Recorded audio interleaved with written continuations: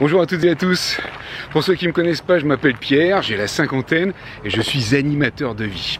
Je fais des vidéos toutes les semaines pour vous motiver, pour vous donner de l'énergie et de vous transmettre tout ça pour que vous puissiez profiter de la vie au maximum. C'est ce que j'essaye de faire au quotidien après un cancer qui m'a valu des déboires.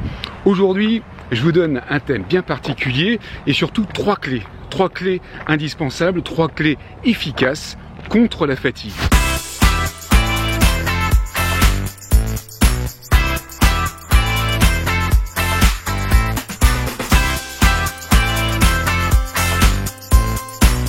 Alors la première astuce, évidemment, pour lutter contre la fatigue, la première astuce, c'est de bien dormir. Je sais, vous allez me dire, mais oui, justement, moi je dors pas bien, etc. Alors, il y a des techniques justement pour bien dormir. Le processus va se faire petit à petit, de jour en jour, de semaine en semaine, de mois en mois. C'est-à-dire que le principe est simple, c'est qu'il faut, dans l'idéal, hein, il faut se coucher à la même heure, et se lever à la même heure. Dans l'idéal, c'est se coucher avant minuit. Vous dites à 11h ou à minuit pile, je me couche et je fais rien d'autre. Je me couche, je dors. Alors vous pouvez, pour préparer, je dirais, votre sommeil, vous vous couchez tranquillement, vous lisez un petit bouquin pendant une demi-heure, un quart d'heure, une demi-heure. Et vous allez voir, rien que le fait de lire, mais rien d'autre, hein, pas un portable, hein, surtout pas un portable, pas d'ordinateur, pas de tablette, uniquement du livre papier ou une tablette à limite de lecture, mais évitez les écrans. Évitez les écrans, hein, au moins une demi-heure avant de se coucher. Vous prenez un bon bouquin à l'ancienne et vous lisez votre bouquin, vous allez voir, déjà ça va vous aider à décompresser, votre attention va aller directement sur le livre et puis petit à petit, eh bien, vous allez rentrer dans le rythme du sommeil et vous allez vous endormir progressivement. Donc ça, c'est une méthode, je dirais, la palisse n'aurait pas dit mieux, mais encore faut-il le faire parce que bien souvent, et je parle en connaissance de cause, eh bien on est souvent tenté d'aller jeter un petit coup d'œil sur Instagram, sur Facebook, sur YouTube, voir un petit peu ce qui se passe, les dernières vidéos de machin, de trucs. Et du coup, il est minuit, minuit et demi, 1h, parfois 1h30, voire 2h, et du coup on n'est toujours pas endormi. Je sais ce que c'est. Donc voilà, ça c'est une chose déjà dès le soir de se coucher à la même heure. Je dis bien à la même heure, tous les soirs. C'est-à-dire que votre organisme, lui, il aime bien la régularité. Donc, il va prendre le rythme il va se dire, ok, bon, on se couche à minuit, donc tous les jours, petit à petit à minuit, voilà, il va se programmer pour qu'à minuit, vous tombiez et vous fassiez une bonne nuit. Après, beaucoup d'entre vous qui disent qu'ils ont besoin de 12 voire 14 heures pour se reposer vraiment et pallier à la fatigue. Alors, c'est vrai que dans un premier temps, je dirais, après des soins difficiles, il faut se reposer, c'est impératif de se reposer. Mais petit à petit, je pense qu'il faut réduire, enfin moi c'est ce que j'ai fait, il faut réduire en fait les heures de sommeil et pareil, se lever le plus possible à la même heure. C'est-à-dire si vous couchez à minuit, vous avez en gros besoin de 8 heures de sommeil, allez, on va dire 9, 9h, 9h30, 10h, c'est vous qui voyez. Mais mettez-vous une heure. Mettez-vous votre réveil à telle heure et vous vous réveillez à telle heure. Donc on va dire, allez, on va couper la poire en deux, on va dire à 9h30, vous vous réveillez. Donc vous mettez votre réveil à 9h30, vous vous réveillez à 9h30, vous ouvrez les yeux et attention, même si vous êtes réveillé avant, restez dans votre lit à somnoler, essayez de pas trop gamberger, pas trop penser à ça ou à autre chose, essayez de rester dans le rythme du sommeil pour que l'organisme, lui, ne se réveille pas et comprennent qu'il faut que vous restiez dans ce mood du sommeil et qu'il faut que vous vous reposiez. Vous vous réveillez donc à 9h30, vous levez progressivement, hein, vous réveillez, vous ouvrez les yeux, vous étirez, petit réveil. Moi ce que je fais tous les matins, je respire. Matin et soir, je respire, je fais 10 respirations. Inspiration profonde, expiration profonde, inspiration sur 10 secondes à chaque fois. Et je fais 10 cycles de respiration, matin et soir. Et ça, déjà, ça donne de l'oxygène au cerveau, à votre corps, et ça permet de se réveiller d'une façon agréable. Ensuite, ce que je fais, j'ouvre les volets, j'ouvre la fenêtre, voilà, je fais mon lit, et surtout, je vais me voir dans la glace, et je souris. je souris en me répétant une phrase. C'est ce que je fais moi personnellement, mais je vais de mieux en mieux et en tout point de vue. Mais je le dis en pensant très fort et je le dis en étant sûr de moi. Je vais de mieux en mieux et en tout point de vue. Là, voilà, c'est la phrase du matin, en me regardant, en souriant, pour que l'organisme, pour que mon cerveau interprète que voilà, il y a un sourire, il y a une intention, et ça commence super bien la journée.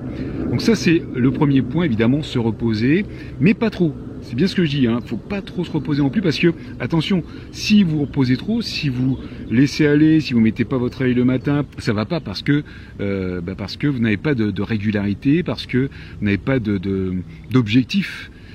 Là, votre objectif de la nuit, c'est de se réveiller à 9h30 et de dormir entre minuit et 9h30 ou 8h ou l'heure que vous voulez, mais vous voyez ce que je veux dire.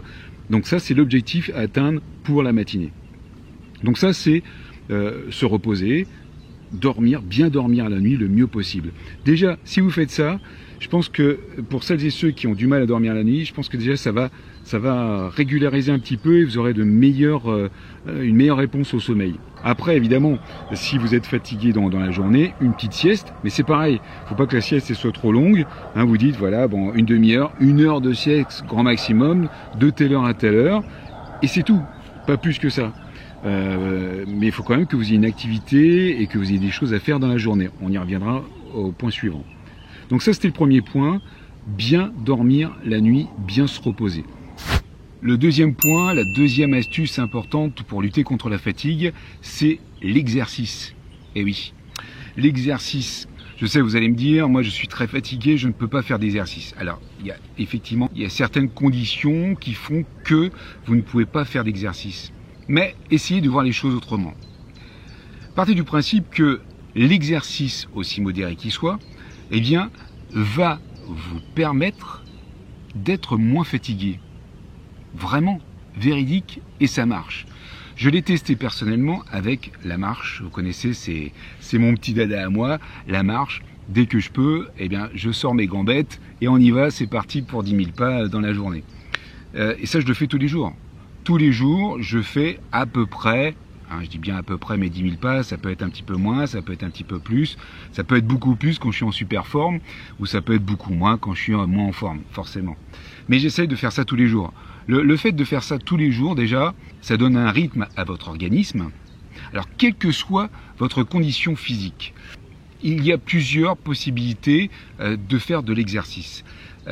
Aussi modéré qu'il soit. Je ne suis pas médecin, je vous livre bien des méthodes que j'ai testées moi-même avec ma condition physique qui était très basse à un moment donné et qui aujourd'hui va mieux parce que justement j'ai agi de la sorte. Donc je ne voudrais pas vous induire en erreur, je ne voudrais pas non plus vous faire des choses qui ne sont pas bonnes pour vous. C'est pour ça que je dis bien, ces exercices doivent être faits dans la mesure du possible et à votre rythme à vous. Si au jour d'aujourd'hui, vous avez du mal à mettre un pied devant l'autre, évidemment, je ne vais pas vous forcer à faire un marathon, et je ne serais même pas capable de le faire de toute façon. Mais, même si vous avez beaucoup de mal à vous déplacer aujourd'hui, eh bien, ce que je vous propose, c'est de mettre justement un pied devant l'autre, juste un pied devant l'autre. Je vous parle de ça à la maison, bien sûr. Dans l'idéal, essayez de sortir à l'extérieur parce que c'est toujours mieux de toute façon. En plus, avec le temps qu'il fait en ce moment, c'est plutôt génial de pouvoir sortir, respirer et puis ne serait-ce que de voir la lumière, de voir des gens qui passent, de s'asseoir sur un banc, de faire 3 pas, même avec une canne, même avec, si vous êtes en chaise roulante, même si bien votre taux de fatigue est tellement fort que vous avez du mal, faites-vous accompagner par quelqu'un qui puisse vous tenir le bras. Et voilà, vous partez pour faire quelques dizaines de mètres. Si vous êtes plus vaillant, eh bien vous en faites une vingtaine, trentaine, 100 mètres, 200 mètres, 300 mètres. Vous voyez ce que je veux dire? Il faut que ça soit adapté. Mais ce que je crois que le minimum d'exercice physique peut vous permettre de réduire votre fatigue. Pourquoi? Eh bien, il y a plusieurs facteurs. Le premier facteur, c'est tout d'abord, l'organisme a besoin de bouger pour la bonne circulation du sang, en l'occurrence, mais il n'y a pas que le sang, il y a la lymphe, il y a les cellules qui doivent bouger, il y a les muscles qui doivent bouger entre eux, n'importe quel muscle. La circulation du sang va permettre également l'oxygénation de vos muscles, l'oxygénation également de vos artères, de votre corps en général, de ce qu'il y a à l'intérieur, des intestins, du foie, la rate, le cœur, le cerveau, très important, il faut qu'il soit oxygéné, le cerveau sinon il ne sert à rien. Voilà, tout ça c'est des éléments très importants. Vous allez respirer à l'extérieur. Faut pas rester enfermé entre quatre murs tout seul ou avec les mêmes personnes. Il faut sortir, il faut voir du monde, il faut marcher. Donc l'exercice, c'est un petit peu tout ça finalement, hein, cet exercice. Donc en exercice, il y a la marche, pour moi qui est idéal forcément, puisque là, je dirais quasiment tout le monde peut mettre un pied devant l'autre, quasiment, hein, on est bien d'accord. Il y a la natation qui est très bien aussi. La natation, mais bon, ça nécessite d'aller à la piscine. Donc, si vous êtes très fatigué, peut-être que vous conduisez pas. Voilà. Donc, il faut aller à la piscine. Voilà, il y a tout un rituel à faire autour de la piscine, mais c'est également très très bien. Ça apaise la piscine, la natation, ça permet aussi de réfléchir, ça évacue aussi les tensions, c'est bien pour le stress, parce que quand on est fatigué, quand on n'est pas bien, on est aussi stressé, parce que justement on dit ça va pas, je suis pas en forme, etc. Donc la natation c'est très bien. Le vélo c'est très bien aussi, parce que le vélo, c'est pareil, c'est assez facile. Donc là, une fois que les 2 roues sont partis, on pédale et c'est parti, on peut faire des dizaines de kilomètres tranquillement, sans trop d'efforts, mais en même temps, on bouge, on s'oxygène, on voit du monde. Donc il faut faire attention aussi si vous êtes en ville, si vous êtes en campagne, c'est un petit peu plus facile. Mais voilà, il y a quand même des sports qui sont à faire, qui sont doux. Moi j'aime bien aussi le tai chi. Tai Chi Chuan, c'est génial. Le Qigong, qui sont des arts martiaux, mais qui sont aussi extrêmement doux, et qui permettent de faire bouger votre corps, de faire bouger l'intérieur également, hein, tous les viscères, et qui permettent de respirer, de rencontrer du monde, parce que la plupart du temps, quand on fait du sport, on le fait en association, donc on rencontre du monde, on discute un petit peu, on parle, on évacue des choses, on rencontre du monde, on se fait des amis qu'on peut revoir après, dans d'autres circonstances. Donc tout ça, c'est des choses en fait à prendre en ligne de compte, et qui font partie finalement d'une activité sportive, quelle qu'elle soit. Alors attention, cette activité sportive, il faut que ce soit un plaisir, hein, faut que ce soit vraiment un plaisir pour vous, faut que ce soit du bien-être. Donc ça sert à rien de forcer comme un malade, ça sert à rien de pousser un peu la machine. Alors faut la pousser un tout petit peu quand même. À mon humble avis, j'essaie de faire toujours un petit peu plus. Ça me permet de pousser un peu plus sur la machine, et en même temps d'avoir une endurance un peu plus importante. Au début, évidemment, c'est difficile. Hein. Au début, c'est difficile. Au début, voilà, j'ai forcé là. C'est normal. Attention, hein, c'est normal. Donc, allez-y. Voilà. Si vous sentez que vous avez fait un petit peu trop, reposez-vous bien, correctement, et vous allez sentir de toute façon la fatigue, hein, qui va arriver. Dans les premiers temps, vous serez d'autant plus fatigué, et c'est normal. Hein, sachez-le, c'est tout à fait normal. Simplement, au fur et à mesure, votre organisme va s'habituer justement à faire cette activité physique,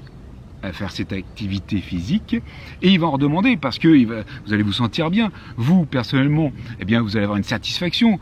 J'ai réussi à faire mon sport, j'ai réussi à marcher, j'ai réussi à faire ma natation, à faire mon vélo. Je suis content, aujourd'hui j'ai réussi à faire ça, et ça va, je suis pas trop fatigué.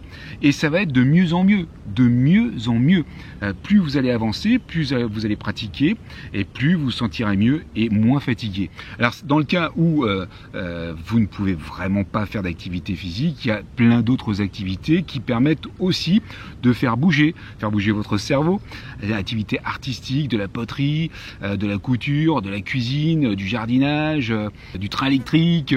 Voilà, il y a plein de choses que vous pouvez faire qui vous permettent de changer d'air, hein, au niveau du cerveau, de pouvoir bouger, hein, de pouvoir bricoler, de bouger avec vos mains, etc. D'avoir une attention sur quelque chose, ça c'est très important. Et si vous pouvez le faire en plus dans une association, un endroit où il y a plusieurs personnes qui pratiquent la même activité, c'est encore mieux, parce qu'il y a un relationnel qui se crée évidemment autour de vous, un côté social qui est très important. Pour ce troisième point, cette troisième clé contre la fatigue, qui n'a rien à voir avec le repos, rien à voir avec au contraire l'exercice, c'est plutôt un système d'organisation que je vous propose. C'est-à-dire que vous allez tout simplement, le soir, avant de vous coucher, et donc avant la lecture, on est d'accord, vous prenez un papier, un crayon, et vous notez la liste des choses qui doivent être faites le lendemain. Alors ça sert à rien d'en mettre trop. Hein. Ça sert à rien d'en mettre trop parce que je vous vois déjà, ah ouais super, je vais avoir la forme, je vais faire ça. Non. Allez-y quand même mollo, allez-y progressivement, mettez déjà 3 choses à faire dans la journée. Vous savez que c'est des choses qu'il va falloir faire, qui sont pas faciles à faire, mais vous allez les faire. Mais vous savez que vous allez pouvoir les faire quand même. Faut pas non plus trop pousser sur la machine, faut y aller progressivement. Donc notez 3 choses que vous allez faire le lendemain. Et ensuite le lendemain, dans le courant de la journée, par rapport à votre programme, eh bien vous allez cocher. La première chose, c'est fait. Deuxième chose, c'est fait. Troisième chose, c'est fait.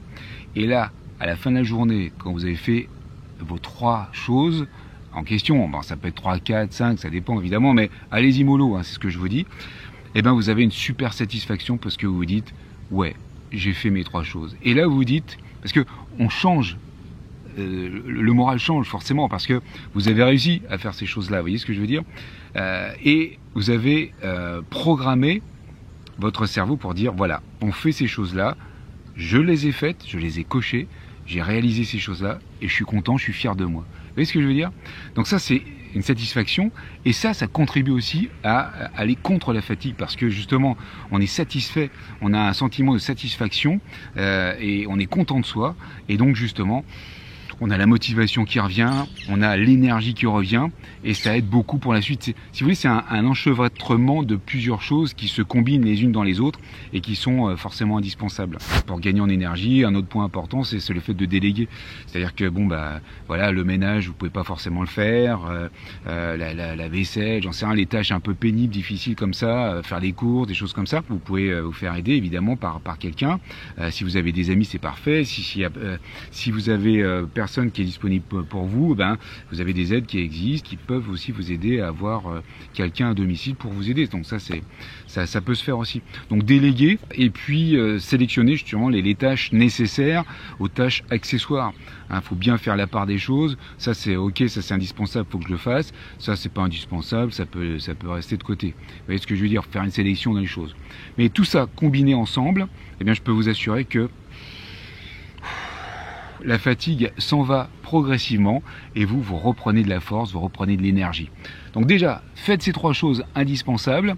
Je vous oblige à rien, bien entendu, mais testez. Moi, j'ai testé, je fais tous les jours et ça marche. Regardez l'énergie que j'ai. Alors, je dis pas, attention, je dis pas que je pète le feu tous les jours. Il y a des périodes, là, il y a une période où j'étais fatigué, effectivement. Mais voilà, il y a une journée où j'ai pas marché parce que j'étais vraiment pas bien, enfin vraiment fatigué. Donc là, j'ai repris la marche. Je me suis dit, il faut que je reprenne absolument. Faut pas se laisser aller. Dès que vous avez 1 jour, 2 jours de battement, faut vraiment repartir tout de suite parce que sinon, c'est encore plus dur de repartir que quand on se laisse aller, vous voyez, et que on laisse couler. Après, on tombe assez facilement dans le laisser aller. Donc faut pas se laisser aller et faut foncer. Alors essayez tout cela dans la mesure de vos moyens. Attention, ne vous forcez pas trop non plus. Demandez conseil à votre médecin si vous le souhaitez. Ça peut être ou un kiné. Et je pense que vraiment ça peut valoir le coup pour éloigner cette fatigue qui est pesante. En tout cas, ça peut la réduire sensiblement. Il y a d'autres trucs. Vous me direz si ça vous plaît cette vidéo, je ferai peut-être quelque chose de plus profond là-dessus, plus spécifique pour vous donner un programme autour de ça, pour faire pas à pas en fait les différentes étapes pour réduire cette fatigue. Vous me direz si ça vous plaît. Bon, en tout cas voilà, j'espère que ça peut vous faire du bien. Faites-le, vous m'en direz des nouvelles. Alors n'hésitez surtout pas, vous pouvez toujours vous inscrire à ma liste de mes contacts privés. Et puis si vous voulez m'envoyer un petit message, si vous voulez m'écrire, si vous avez envie de vous faire aider aussi, prendre le temps de discuter au téléphone par exemple ou par mail, eh bien ça peut se faire, sachez-le. On peut faire ça et puis bien après on voit évidemment comment on peut faire évoluer pour la fatigue, mais pas que, pour évoluer dans la vie, pour que vous puissiez profiter de la vie pleinement, parce que le but c'est ça. Moi je vous donne plein de petits trucs, plein d'astuces que j'ai testés, qui me font du bien et qui j'espère vous feront du bien. Et puis ce que j'espère aussi, c'est que vous allez entamer votre nouvelle vie avec bien tous les atouts. On dit souvent que finalement on a des rêves, qu'on a envie de faire des rêves et qu'on ne peut pas les faire. Eh bien si on peut réaliser des rêves en toutes circonstances. Il suffit de le vouloir sérieusement et d'avoir les bonnes clés. Et ces bonnes clés, moi je propose de vous aider à les trouver pour pouvoir aller dans la bonne direction et aller vraiment vers une vie qui vous plaît dans tous les sens du terme, que ce soit autant je dirais personnel que professionnel. Et il y a moyen de joindre les deux, de joindre l'utile à l'agréable pour gagner votre vie, en qualité et profiter de la vie pleinement. Voilà. Bon, je vous embrasse, portez-vous bien et surtout profitez de la vie. Profitez de la vie. Salut tout le monde.